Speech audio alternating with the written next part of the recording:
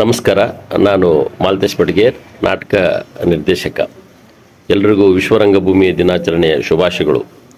ನಮ್ಮ ಅದಮ್ಯ ರಂಗ ಸಂಸ್ಕೃತಿ ಟ್ರಸ್ಟ್ನಿಂದ ರಂಗೋತ್ಸವ ಕಾರ್ಯಕ್ರಮವನ್ನು ಕರ್ನಾಟಕ ಸರ್ಕಾರ ಸಚಿವಾಲಯ ಕ್ಲಬ್ನಲ್ಲಿ ಏರ್ಪಡಿಸಿದ್ವಿ. ಭಾಳ ವಿಭಿನ್ನವಾದಂಥ ನಾಟಕಗಳು. ಬನ್ನಿ, ನಾಟಕಗಳನ್ನು ನೋಡಿ ರಂಗಭೂಮಿಯನ್ನು ಪ್ರೋತ್ಸಾಹಿಸಿ ಅಂತ ತಮ್ಮಲ್ಲಿ ಕೇಳ್ಕೊಳ್ತಾ ಇದ್ದೀನಿ.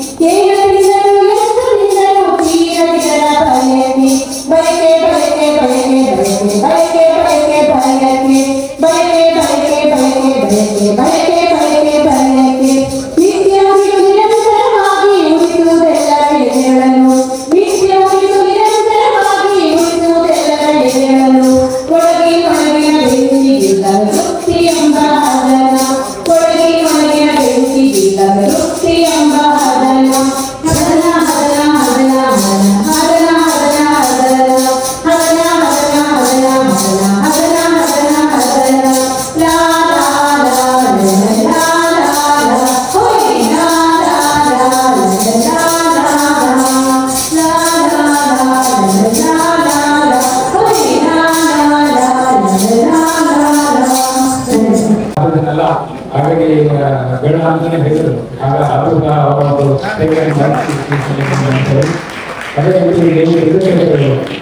ಈ ಒಂದು ವೇದಿಕೆಯಲ್ಲಿ ಬೆಕ್ಕು ಬಾವಿ, ನಾಯಿ ಕತೆ, ಕೋಮಲ ಗಾನದ ನಾಟಕಗಳಲ್ಲಿ ಅತ್ಯುತ್ತಮವಾಗಿ ಅಭಿನಯಿಸಿದ್ದಾರೆ.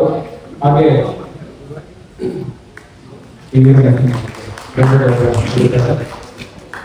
ಮತ್ತೋರ್ವ ಕಲಾವಿದರು ಸರ್ಕಾರದ ಸಚಿವಾಲಯದಲ್ಲಿ ಉಪಕಾರ್ಯದರ್ಶಿಯಾಗಿ ಸೇವೆಯನ್ನು ಸಲ್ಲಿಸಿ ನಿವೃತ್ತಿಯಾದವರು. ಹಾಗೆ ಶೀಘ್ರಬೇಕಾದ ಅಧ್ಯಕ್ಷರಾಗಿ ಸಲ್ಲಿಸಿದಂತವರು, ಕಲಾ ಕಾರ್ಯದರ್ಶಿಯಾಗಿ ಸೇವೆ ಸಲ್ಲಿಸಿದಂತವರು ನಮ್ಮ ಕೆ.ಎಸ್. ಹಾಗೆ ಶ್ರೀ ಅಶ್ವನಾರಾಯಣ ಅವರಿಗೆ ಸಮರ್ಪಣೆ ಆಗ್ತದೆ. ಹಲವು ವರ್ಷಗಳ ಕಾಲ ಅಶ್ವನಾರಾಯಣ ಅವರು ಮುಖ್ಯ ಕಾರ್ಯದರ್ಶಿಗಳ ಸೇರಿ ದಕ್ಷತೆಯಿಂದ ಅತ್ಯಂತ ವಿಶ್ವಾಸಕ್ಕೆ ಪಾತ್ರರಾಗಿದ್ದರು. ಅವರು ಸಹ ಮುದುಕಿ ನಾಟಕಗಳಲ್ಲಿ ಅಮೋಘವಾದ ಅಭಿನಯವನ್ನು ನೀಡಿದ್ದಾರೆ.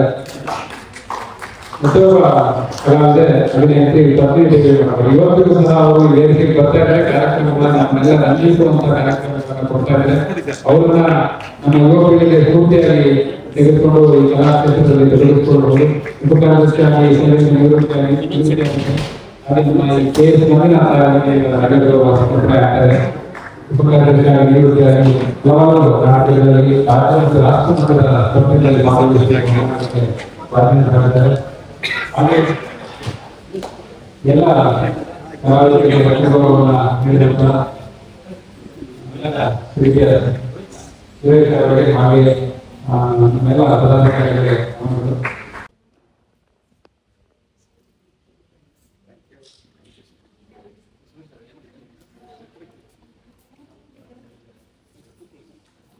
ಸೇರಿದಂತೆ 25 ಹೆಚ್ಚು ನಾಟಕಗಳನ್ನ ಅವರು ನಿರ್ದೇಶನ ಮಾಡಿದ್ದಾರೆ.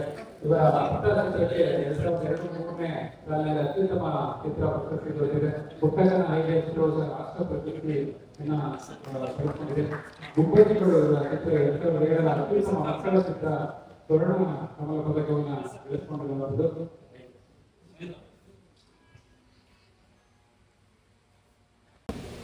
ನಾನು ಹೇಳಿ ಕೇಳಿ ದೈಹಿಕ ಧಾರಾವಾಹಿಗೆ ಅಯ್ಯೋ ನಮ್ಗೆ ಶುರು ಮಾಡೋದು ಗೊತ್ತೇ ಹೊರತು ಮುಗಿಯೋದೇ ಮುಗಿಸೋದೇ ಗೊತ್ತಿರೋದಿಲ್ಲ. ಹಂಗಾಗಿ ಎಲ್ಲ ಬೈತಾ ಇದ್ದಾರೆ ನೋಡಿ.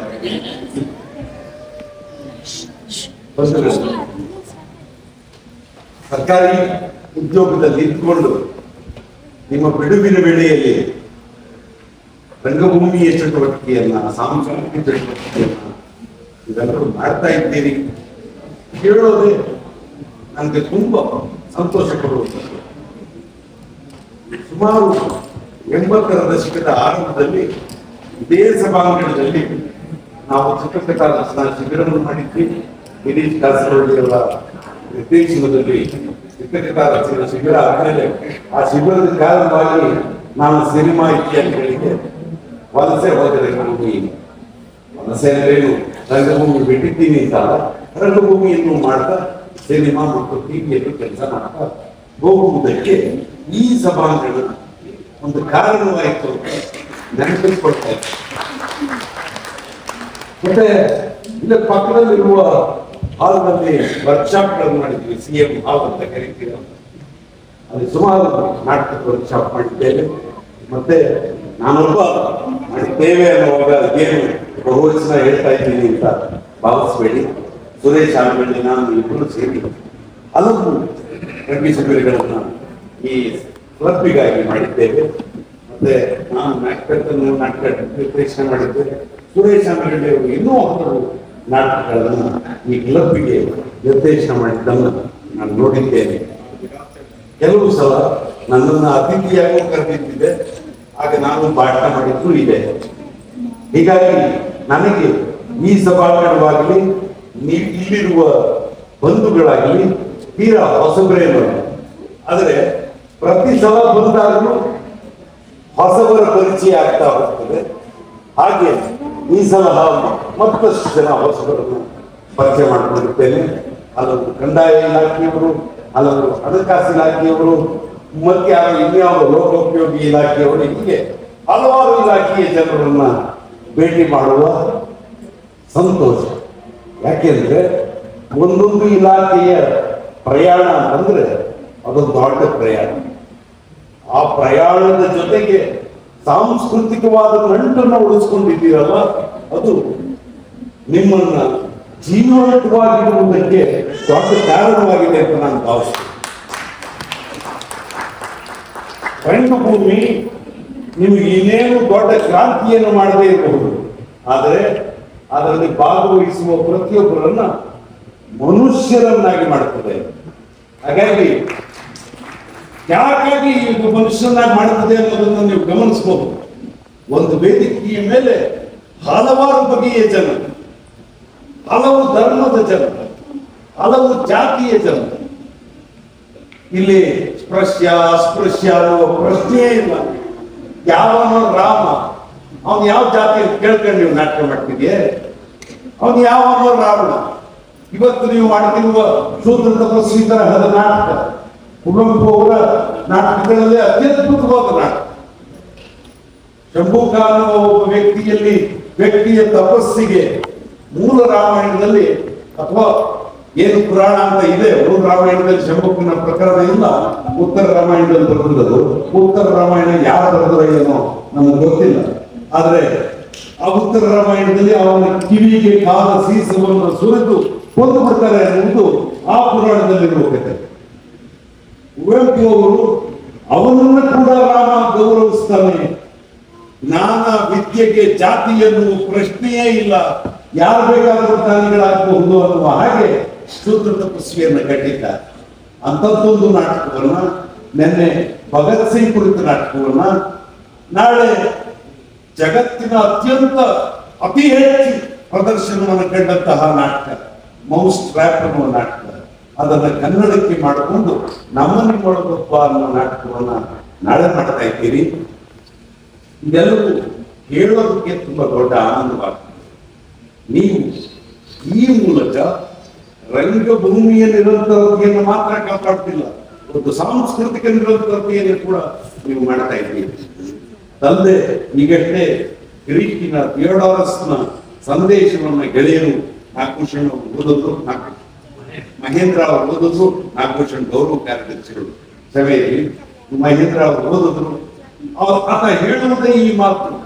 ಇವತ್ತು ಬಡವರ ಕಷ್ಟ ದೊಡ್ಡದಾಗುತ್ತಿದೆ, ಇರುವವರ ಮತ್ತು ಹಿಂದೆ ಇರುವವರ ನಡುವೆ ಅಂತರ ದೊಡ್ಡದಾಗುತ್ತಿದೆ. ಊಟ ಮಾಡದೆ ಬದಲು ಮುಂದಿದ್ದೇ ಮಾಡುವ ಪರಿಸ್ಥಿತಿಯಲ್ಲಿರುವ ಜನ ದೊಡ್ಡ ಸಂಖ್ಯೆಯಲ್ಲಿದ್ದಾರೆ ಭಾರತದಲ್ಲಿ. ಅಂತವ್ರಿಗಾಗಿ ಈಗ ಸರ್ಕಾರಗಳು ಹಲವಾರು ಯೋಜನೆಗಳನ್ನು ಮಾಡಿದೆ. ಆ ಯೋಜನೆಗಳನ್ನ ಸರ್ಕಾರಿ ಅಧಿಕಾರಿಗಳಾಗಿ ನೀವು ಜಾರಿಗೆ ತರೋದಕ್ಕೆ ಪಡಬಾರದ ಶ್ರಮ ಪಡ್ತಾ ಇರ್ತೀವಿ ಅಂತ ನನಗೂ ಗೊತ್ತಿದೆ. ಇದೆಲ್ಲದರ ನಡುವೆ ರಂಗಭೂಮಿಯನ್ನು ಮಾಡ್ತಿರುವವರು ಆ ಕೂಗನ್ನ ಕೇಳಬೇಕಾದ ದೊಡ್ಡ ಅಗತ್ಯ ಇದೆ. ಬಡವರ ಆ ಸಂಕಟವನ್ನ ಕೇಳಿ ಆ ಸಂಕಟವನ್ನ ಪ್ರಶ್ನೆಯಾಗಿ ಸರ್ಕಾರಗಳ ಮುಂದೆ ಇಡಬೇಕಾದ ದೊಡ್ಡ ಅಗತ್ಯ ಇದೆ.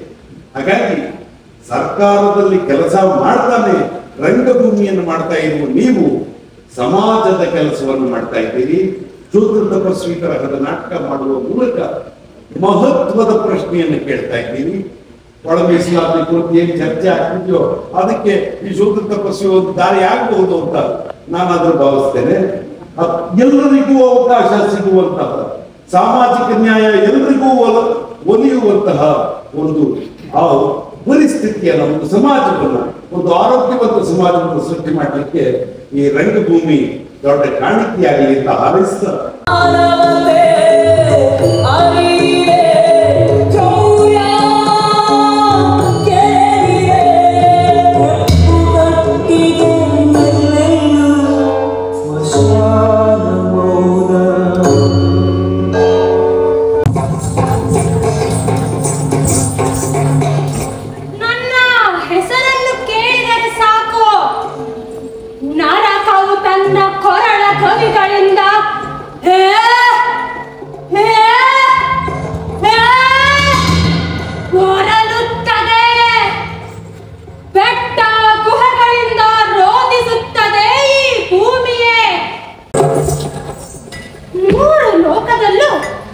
ನನ್ನನ್ನು ಹೀಗೆ ತಡೆಯುವ ಮೀಸೆ ಹೊತ್ತ ಯಾವ ಗಂಡಸನ್ನೂ ಕಾಣೆ. ಹೀಗಿರುವಾಗ ಮರದಲ್ಲಿ ಮನೆ ಮಾಡಿರುವ ನೀನು ನನ್ನನ್ನು ತಡೆಯುತ್ತೀಯ?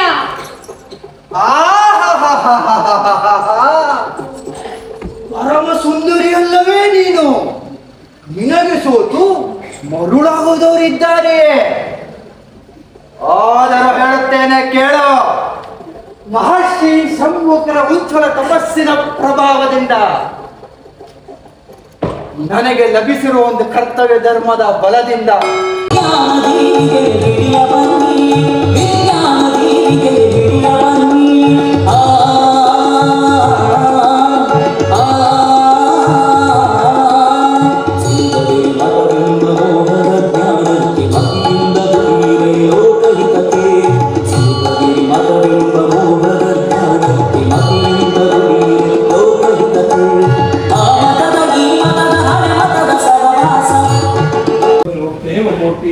ಧರ್ಮಮೂರ್ತಿ, ಕ್ಷಮಾಮೂರ್ತಿ, ದುಷ್ಟ ಶಿಕ್ಷಾಮೂರ್ತಿ, ಶಿಷ್ಟ ರಕ್ಷಾಮೂರ್ತಿ. ಮನುಷ್ಯರೊಳಗೆ ಈತನೇ ದೈವ ಸ್ವರೂಪಿ. ಪರದೈವವೂ ಇವನೇ. ಭರವಸೆಯ ಸ್ವರೂಪವೇ ಇವನು. ಬರುತ್ತಿದ್ದಾನೆ ಆಶೀರ್ವಾದವೇ ನಡೆದು ಬರುವಂತೆ. ಬದುಕಿದೆ ಬದುಕಿದೆ ಧನ್ಯನಾದೆ. ಇನ್ನು ಬದುಕನೆ ಇರುತ್ತಾನೆ ಏನು ನಮ್ಮ ಮಗನು. ಬದುಕಿದನು ಬದುಕಿದನು ಅವನು ಬದುಕಿದನು.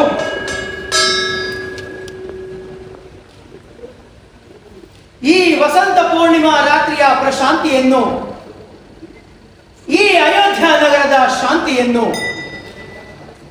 ತನ್ನ ಕರುಣ ಕಥೆಯಿಂದ ಕದಡಿದ ದುಃಖಿ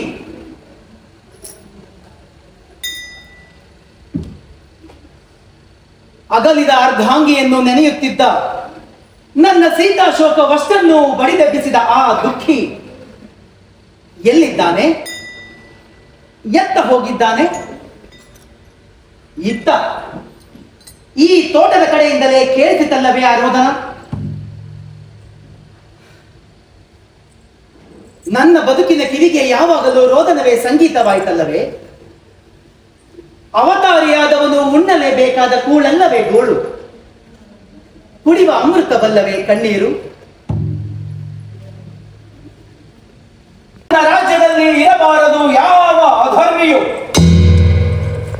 ಹೇಳಿ, ನಿಜವನ್ನು ಹೇಳಿ. ಕ್ಷಮಿಸಯ್ಯ ಮಹಾಪುರುಷ, ನಾಲಿಗೆ ತೊದಲುತ್ತದೆ ನನಗೆ. ನನಗೆ ತದಲುತ್ತದೆ ನಿಜವನ್ನು ನುಡಿಯುವುದಕ್ಕೆ. ನನಗೆ ಹೆದರಿಕೆ, ನಿನ್ನೆದುರೆ ನಿನ್ನ ಹೆಸರು ಹೇಳುವುದಕ್ಕೆ.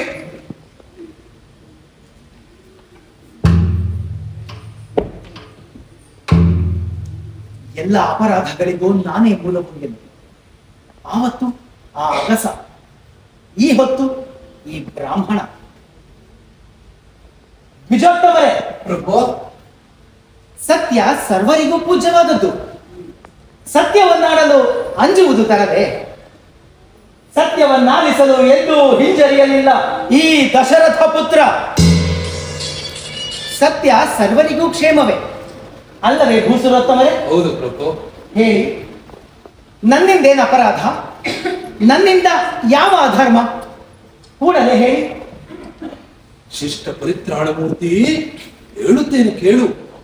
ಇಂದು ಮುಂಜಾನೆ ದೇವತಾರ್ಚನೆಗೆ ಹೂ ಕೀಳಲೆಂದು ನನ್ನ ಕಂದನ ಸಹಿತ ಅದಾವುದೋ ಕಾಡೊಳಕ್ಕೆ ಹೊಕ್ಕೆ.